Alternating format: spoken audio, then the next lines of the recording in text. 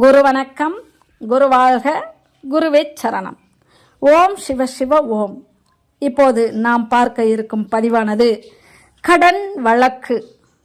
இந்த கடன் வழக்கு யாருக்கெல்லாம் இருக்கும், யாருக்கெல்லாம் இருக்காதுங்கிற பதிவை இந்த பதிவில் நம்ம கேட்டு தெரிஞ்சுக்கலாம் வாங்க. சேலத்திலிருந்து உங்கள் ஆஸ்ட்ரோ ஸ்ரீ ராஜபூங்கொடி. 6ஆம் இடத்தை கொண்டு எதிரி, வியாதி முதலானவற்றை கண்டறிவது போல கடன் வழக்கு முதலானவற்றையும் கண்டறிய முடியும்.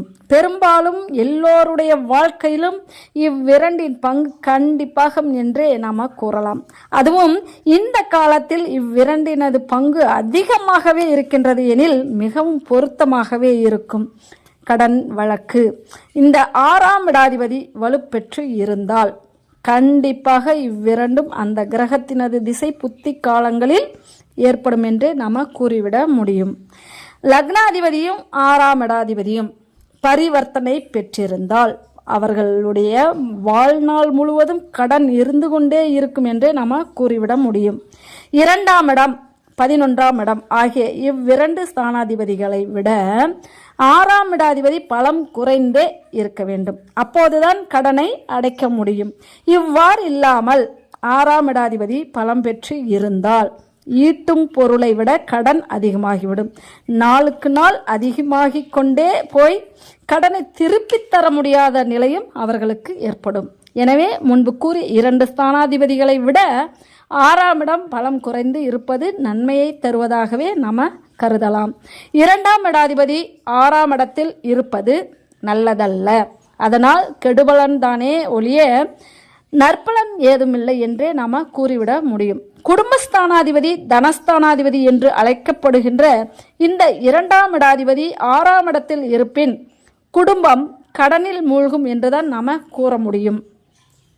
இதுபோல லாபஸ்தானாதிபதி என்கிற 11ஆம் இடாதிபதியும் 6ஆம் இடத்தில் இருப்பதால் பெற்ற லாபம் எல்லாம் கடன் அடைப்பதற்கே சரியாக இருப்பதால் உழைப்பு வீணாகி போய்விடும். ஆக இக்காரணங்களால் இவ்விரண்டு ஸ்தானாதிபதிகளும் 6இல் இருப்பதால் பலன் ஏதும் இல்லை என்றே நம்ம சொல்ல முடியும்.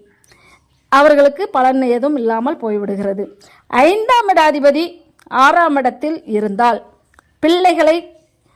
பிள்ளைகளால் கடன் ஏற்படும் என்றும், 5ஆம் இடாதிபதி 6ஆம் இடத்தில் இருந்தால் பிள்ளைகளால் கடன் ஏற்படும் என்றும், 7ஆம் இடாதிபதி 6ஆம் இடத்தில் இருந்தால் மனைவியினால் கடன் ஏற்படும் என்று நாம் கூறலாம். 9ஆம் இடாதிபதி 6இல்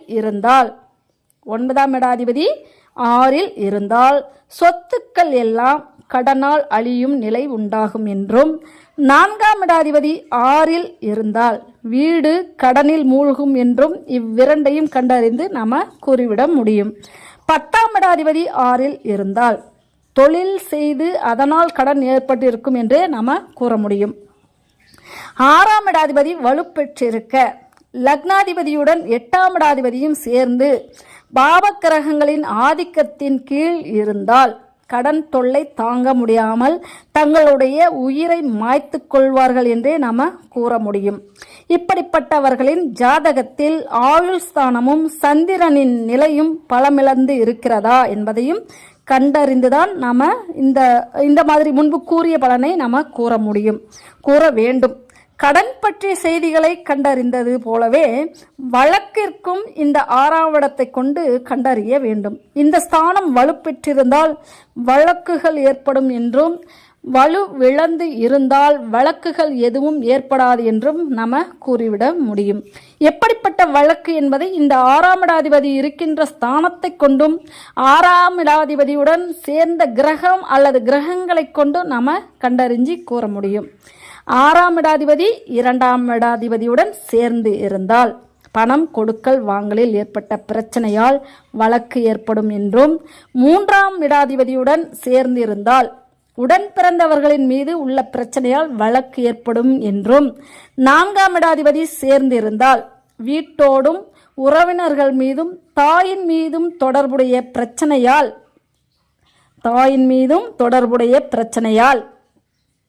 ஏற்பட்ட வழக்கு என்றும், 5ஆம் இடாதிபதி சேர்ந்திருந்தால் தன் பிள்ளைகள் மீதும் தாய் வழி உறவினர்கள் மீதும் வழக்கு ஏற்படும் என்றும், 7ஆம் இடாதிபதி சேர்ந்திருந்தால் மனைவியின் மீதும் தொழில் உள்ள கூட்டாளிகளின் மீதும் வழக்கு ஏற்படும் என்றும், 9ஆம் இடாதிபதி சேர்ந்திருந்தால் தந்தையின் மீதும் பூர்வீக சொத்துக்களின் மீதும் வழக்கு ஏற்படும் என்றும், 10ஆம் இடாதிபதி சேர்ந்திருந்தால் உத்தியோகம், தொழில் முதலியவனவற்றில் அதன் அடிப்படையில் உண்டான வழக்கு என்றும், தொழில் முறையான அடிப்படையில் உண்டான வழக்கு என்றும், 11ஆம் இடாதிபதி சேர்ந்திருந்தால் லாப பங்கு பிரச்சனையால் ஏற்பட்ட வழக்கு என்றும் நாம கூறிவிட முடியும்.